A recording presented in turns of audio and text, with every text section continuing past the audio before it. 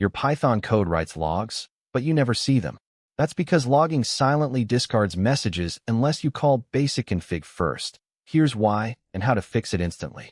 Imports the built-in Python logging module to enable structured event logging capabilities within the application. Requests a logger instance named myapp from the logging system. If it does not already exist, it creates it and stores it in the internal logger registry under that name.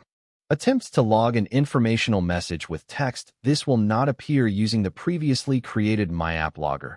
But since no logging level or handlers have been configured yet, the message is suppressed by the default root logger behavior. Calls basicConfig without arguments to install a minimal default configuration. This sets up the root logger with a level of warning, adds a stream handler targeting stare, and defines a simple format, including level name and message.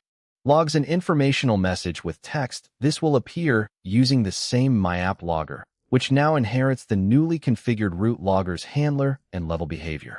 Add basicConfig, even with no arguments, to enable logging immediately. Subscribe for daily coding videos that prevent silent bugs.